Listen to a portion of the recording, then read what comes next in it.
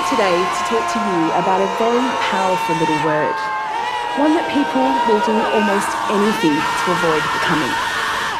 Billion-dollar industries thrive because of the fear of it, and those of us who undeniably are it are left to navigate a relentless storm surrounding it. I'm not sure if any of you have noticed, but I'm fat. Not the lowercase muttered behind my back kind, or the seemingly harmless chubby or cuddly. I'm not even the more sophisticated, voluptuous or curvaceous kind. Let's not sugarcoat it. I am the capital F-A-T kind of fat. I am the elephant in the room. When I walked out on stage, some of you may have been thinking, oh, this is going to be hilarious, because everybody knows that fat people are funny.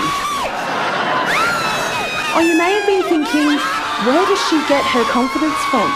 Because a confident fat woman is almost unthinkable. The fashion-conscious members of the audience may have been thinking how fabulous I look in this Beth Ditto dress. Thank you very much. Where some of you might have thought, oh, black would have been so much more slimming. You may have wondered, consciously or not, if I have diabetes, or a partner, or if I eat carbs after 7 p.m. You may have worried that you ate carbs after 7 p.m. last night, and that you really should renew your gym membership. These judgments are insidious. They can be directed at individuals and groups, and they can also be directed at ourselves. And this way of thinking is known as fat phobia. Like any form of systematic oppression, fat phobia is deeply rooted in complex structures like capitalism, patriarchy, and racism. And that can make it really difficult to see, let alone challenge. We live in a culture where being fat is seen as being a bad person. Lazy, greedy, unhealthy, irresponsible, and morally suspect. And we tend to see thinness as being universally good, responsible, successful, and in control of our appetites, bodies, and lives. We see these ideas again and again in the media, in public health policy, doctors' offices, in everyday conversations, and in our own attitudes. We may even blame fat people themselves for the discrimination they face because, after all, if we don't like it, we should just lose weight. Easy. This anti-fat bias has become so integral, so ingrained to how we value ourselves and each other, that we rarely question why we have such contempt for people of size and where that disdain comes from. But we must question it, because the enormous value we place on how we look affects every one of us. And do we really want to live in a society where people are denied their basic humanity if they don't subscribe to some arbitrary form of acceptable? So when I was 6 years old, my sister used to teach ballet to a bunch of little girls in our garage. I was about a foot taller and a foot wider than most of the group. When it came to doing our first performance, I was so excited about wearing a pretty pink tutu. I was going to sparkle. As the other girls slipped easily into their lycra and shawl creations, not one of the tutus was big enough to fit me. I was determined not to be excluded from the performance. So I turned to my mother and, loud enough for everyone to hear, said, "Mum, I don't need a tutu. I need a 4-4. Thanks, Mum. And although I didn't recognise it at the time, claiming space for myself in that glorious 4-4 was the first step towards becoming a radical fat activist. Now, I'm not saying that this whole body love thing has been an easy skip along a glittering path of self-acceptance since that day in class. Far from it. I soon learnt that living outside what the mainstream considers normal can be a frustrating and isolating place. I've spent the last 20 years unpacking and deprogramming these messages, and it's been quite the roller coaster I've been openly laughed at, abused from passing cars, and been told that I'm delusional. I also receive smiles from strangers who recognise what it takes to walk down the street with a spring in your step and your head held high. And through it all, that fierce little 6-year-old has stayed with me, and she has helped me stand before you today as an unapologetic fat person. A person that simply refuses to subscribe to the dominant narrative about how I should move through the world in this body of mine.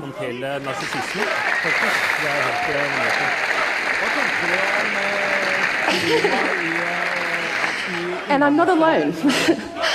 I am part of an international community of people who choose to, rather than passively accepting that our bodies are, and probably always will be big, we actively choose to flourish in these bodies as they are today.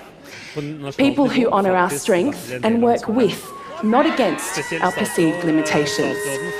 People who value health as something much more holistic than a number on an outdated BMI chart. Instead, we value mental health, self-worth, and how we feel in our bodies as vital aspects to our overall well-being. People who refuse to believe that living in these fat bodies is a barrier to anything, really.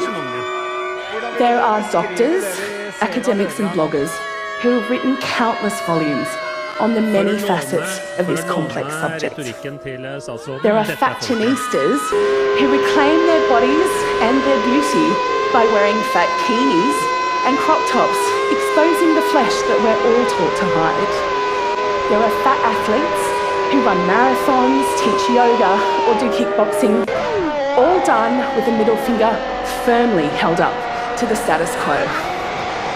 And these people have taught me that radical body politics is the antidote to our body-shaming culture.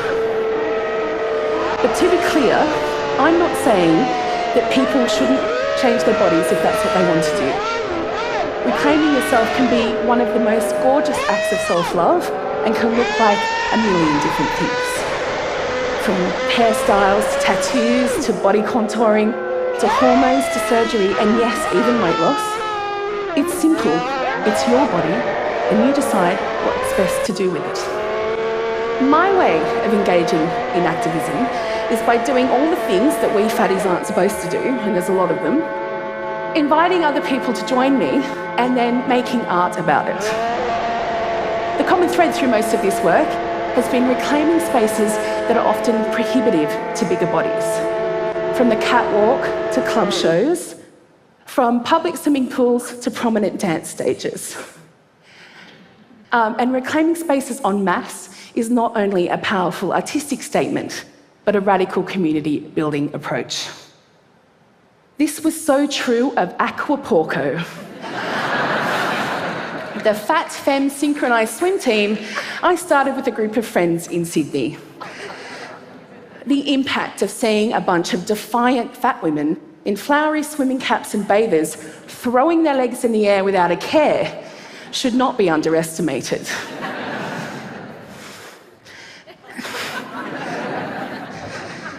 Throughout my career, I have learnt that fat bodies are inherently political, and unapologetic fat bodies can blow people's minds.